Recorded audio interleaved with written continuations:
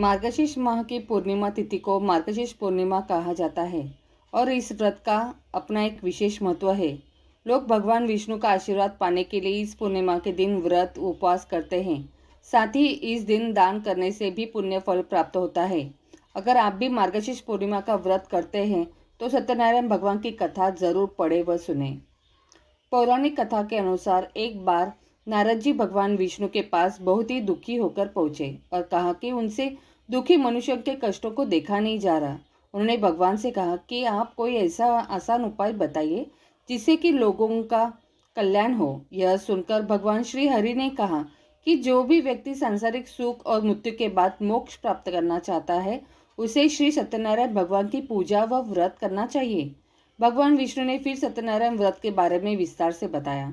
सत्यनारायण कथा का प्रारंभ भगवान विष्णु और नारद जी के वार्तालाप से होते हुए श्री हरि के सत्यनारायण व्रत एवं पूजन की विधि के वर्णन के साथ राजा उल्कामुख, गरीब, लकड़हारा, निर्धन, ब्राह्मण, साधु, वैश्य, लीलावती, कलावती, धनवान, व्यवसायी, राजा, तुर्ध्वज एवं गुप्त गणों के कथा तक है।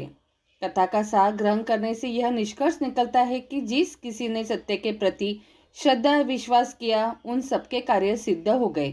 जैसे लकड़हारा, गरीब, ब्राह्मण, उल्कामुख, गोपगणों ने सुना कि यह व्रत सुख, सौभाग्य, संतति, संपत्ति सब कुछ देने वाला है तो सुनते ही श्रद्धा, भक्ति तथा प्रेम के साथ सत्य व्रत का आचरण करने में लग गए और फलस्वरूप यह लौकिक सुख भोगकर परलोक में मोक्ष के अधिकारी हुए।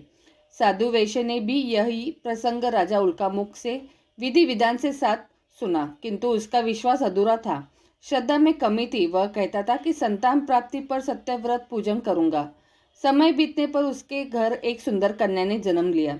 उसकी श्रद्धालु पति ने व्रत की याद दिलाई तो उसने कहा कि कन्या के विवाह के समय करेंगे। समय आने पर कन्या का विवाह भी हो गया, किंतु उस वैश्य ने व्रत नहीं किया। वह अपने दामाद को लेकर व्यापार के लिए चला गया। उसे चोरी के आरोप में राजा चंद्रकेतु द्वारा दामाद सहित कारागार में डाल दिया गया। पीछे घर में भी चोरी हो गई।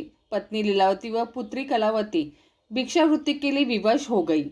एक दिन कलावती ने किसी विप्र के घर श्री सत्यनारायण पूजन होते देखा और घर आकर माँ को बताया।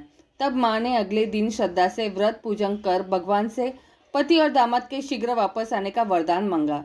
श्री हरि प्रसन्न हो गए और स्वप्न में राजा को दोनों बंदियों को छोड़ने का आदेश दिया। राजा ने उनका धन धान्य तथा प्रचुर द्रव्य देकर उन्हें विदा किया। घर आकर पूर्णिमा और संक्रांति को सत्यव्रत का जीवन पर्यंत आयोजन करता रहा। फलतः सांसारिक सुख भोगकर उसे मोक्ष प्राप्त हुआ। इसी प्रकार राजा तुर्ध्वज ने वन में गोपगणों को श्री सत्यनारायण भगवान का पूजन करते देखा, किंतु प्रभुता के मद में चूर राजा ने न तो पूजा स्थल पर गया, न दूर से ही प्रणाम किया और न ही गोपगणों द्वारा दिया प्रसाद ग्रहण किया। परिणाम हुआ कि राजा के पुत्र, धन धान्य, अश्व, गजादि सब नष्ट हो गए। राजा को अकस्मात यह आभास हुआ कि विपत्ति का कारण सत्यदेव भगवान का निरादर है। उसे बहुत पश्चाताप हुआ। वह तुरंत वन में गया। गोपगणों को बुलाकर काफी समय लगाकर सत्यनारायण भगवान की पूजा की। फिर उसने उनसे ही प्रसाद ग्रहण किया तथा घर आ गया।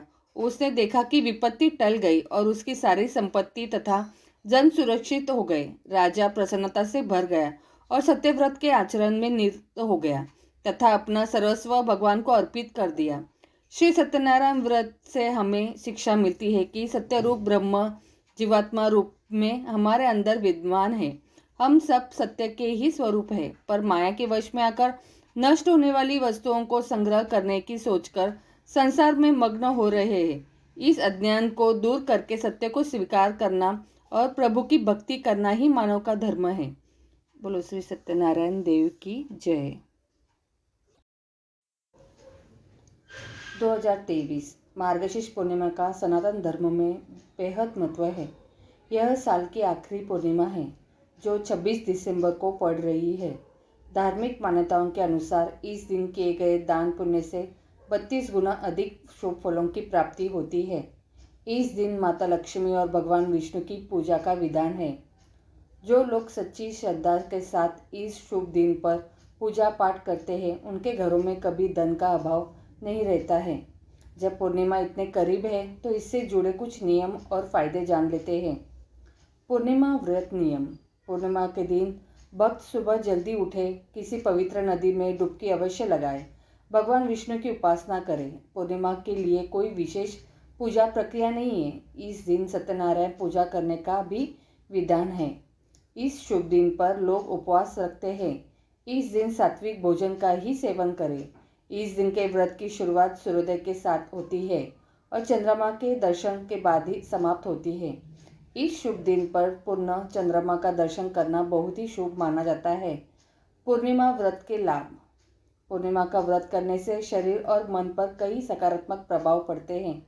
जो साधक इस दिन का व्रत करते हैं उनके जीवन में कभी किसी चीज़ की कमी नहीं होती है। इस उपवास के माध्यम से मन और शरीर को आराम करने का अवसर मिलता है। पूर्णिमा के दिन कुछ लोग आध्यात्मिक और धार्मिक विधियां भी करते हैं। कहा जाता है इस दिन पूजा अर्चना करने से घर में समृद्धि और खुशियों का वास हमेशा बना रहता है।